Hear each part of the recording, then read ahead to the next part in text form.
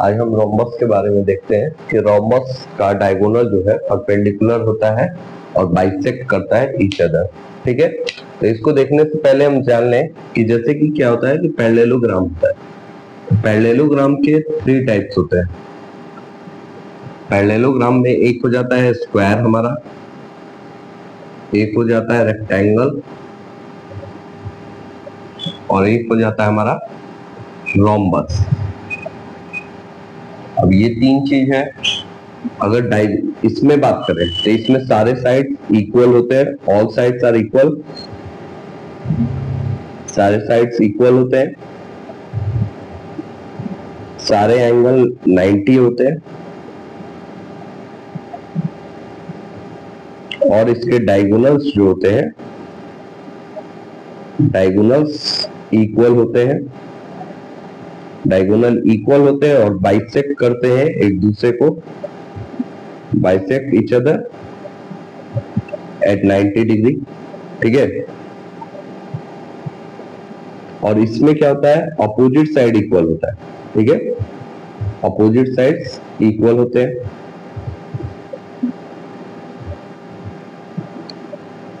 Opposite side equal होते हैं, all angle सारे एंगल 90 डिग्री होते हैं, 90 और इसमें डायगोनल्स जो होते हैं डायगोनल्स इक्वल तो होते हैं,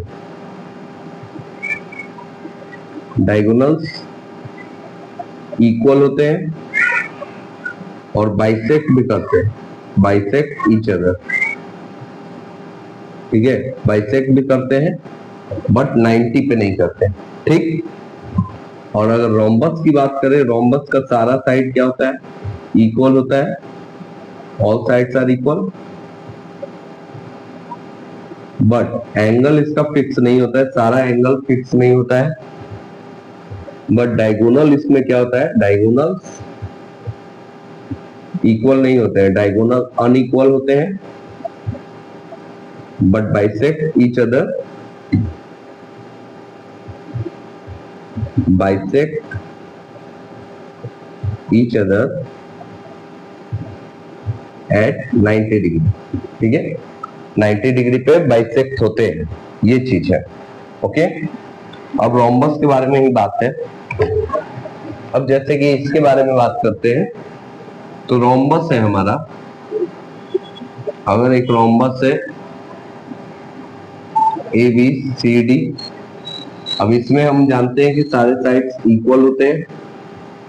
अब हमको इसमें देखना क्या है कि डायगोनल्स जो है AC है और BD है, समझ लेते हैं O पे इंटरसेक्ट कर रहा है, तो यही हमको गिवन हमारा यही है। ABCD एक रोम्बस है, रोम्बस है, रोम्बस एक तरह का पैरेललोग्राम है, इसलिए बोल सकते हैं AB जो होगा पैरेलल होगा DC के और AD जो होगा पैरेलल होगा BC के, और ये भी बोल सकते हैं कि AB जो होगा इक्वल होगा DC के, इक्वल होगा AD के, इक्वल होगा BC के, चारों साइड्स इक्वल होंगे। अब हमको प्रूफ करना है, एक तो प्रूफ ये करना है कि OA जो है इक्वल होगा OC के और OB जो है OD के इक्वल होगा, ये हमको प्रूफ करना है कि ये दोनों साइड्स इक्वल होंगे। दूसरा हो जाएगा कि एंगल हमको इक्वल, एंगल 90 डिग्री करना है, जैसे कि DOC परपेंडिकुलर बाइसेक्ट कर रहा है, इसलिए DOA के बराबर, एंगल AOD B के बराबर और बराबर BOC, ये 90 होगा, यही हमको प्रूफ करना है। ठीक है, तो हम स्टार्ट करेंगे, स्टार्ट करते हैं, क्योंकि हमको ये इसके इक्वल करना है, ये वाला इसके इक्वल, तो ये ट्रायंगल और ये ट्रायंगल को लेकर चलते हैं। तो अगर देखा जाए इन ट्रायंगल OAD में और ट्रायंगल OCB में, तो हम लिख सकते हैं कि AD जो है इक्वल होगा BC के, ये साइड इसके इक्वल है, क्या ये एंगल इसके इक्वल होगा और ये एंगल इसके इक्वल होगा अल्टरनेट से, ये 1 है अगर ये 2 है, ये 3 ये 4, द एंगल 1 हमारा एंगल 3 के इक्वल हो सकता है, एंगल 2 जो है एंगल 4 के इक्वल हो सकता है, दोनों अल्टरनेट से, alternate interior angle, alternate interior हम लोग जानते हैं जैसे कि दो पैरेलल लाइंस होते हैं और एक ट्रांसवर्सल काटता है, तो ये जो एंगल बनता है ये हमारा अल्टरनेट से इक्वल और ये वाला अल्टरनेट से इक्वल। ओके, ये हमारा दिया हुआ है, तो इसके लिए हमारा हो जाएगा ट्रायंगल OAD कॉन्ग्रुएंट हो जाएगा ट्रायंगल OCB के बाय एंगल साइड एंगल से, एंगल साइड एंगल से ये कॉन्ग्रुएंट हो जाएगा। तो हम सिंपलिसिटी से बोल सकते हैं कि OD जो होगा इक्वल हो जाएगा OB के और OA जो होगा वो इक्वल हो जाएगा OC के। ये बाय सिंपलिसिटी हम लोग बोल सकते हैं। ओके, ये डायगोनल बाइसेक्ट तो हो रहा है, अब हमको 90 प्रूफ करना है कि 90 डिग्री पे बाइसेक्ट कर रहा है, तो ये वाला हो गया, क्योंकि हमको ये वाला एंगल 90 और ये वाला एंगल 90 प्रूफ करना है, या दो कोई भी बगल बगल वाला। अब हम क्या करेंगे, ये वाला ट्रायंगल और ये वाला ट्रायंगल में लेकर चलते हैं।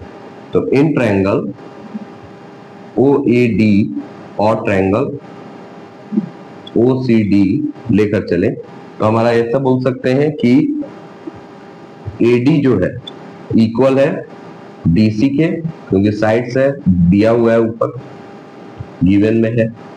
अब ये हमारा इसके इक्वल हो गया है, ये कॉमन है, OD हमारा कॉमन है, तो OD इक्वल OD कॉमन है, और OA अभी हम बराबर किए हैं OC के, तो यहां से हम ये भी लिख सकते हैं, प्रूव्ड में किए हुए हैं इसलिए ये भी ले सकते हैं। अब ये दोनों हमारा ट्रायंगल क्या हो गया, साइड साइड साइड से कॉन्ग्रुएंट हो जाएगा बाय साइड साइड साइड। तो हम सिंपलिसिटी से अब क्या कर सकते हैं, समझ लेते हैं इसको 5 एंगल, इसको 6, तो एंगल 5 प्लस एंगल 5 जो होगा एंगल 6 के इक्वल हो जाएगा सिंपलिसिटी से।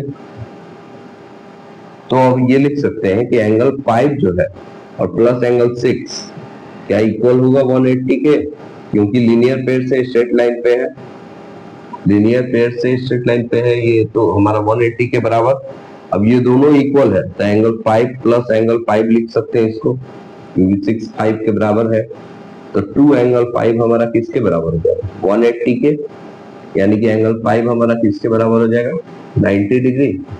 अब यहां से हमारा 90 आ गया, तो एंगल 6 के इक्वल था 5, तो यहाँ से एंगल 6 भी हमारा 90 आ गया, और ये सब भी 90 हो जाएगा, वर्टिकल अपोजिट से भी मान लेते हैं 7 और ये 8, तो एंगल 7 जो होगा इक्वल हो जाएगा एंगल 5 के, एंगल 8 जो हो जाएगा वो इक्वल हो जाएगा एंगल 6 के, वर्टिकल अपोजिट एंगल से, वर्टिकल अपोजिट एंगल से। तब हमारा सारा एंगल जो होगा एंगल 5 इक्वल है एंगल 6 के, इक्वल है 7 के, इक्वल है 8 के, इक्वल आ जाएगा 90 डिग्री। ये हमारा प्रूफ हो जाएगा कि डायगोनल्स जो है बाइसेक्ट करते हैं एट 90 डिग्री। ओके।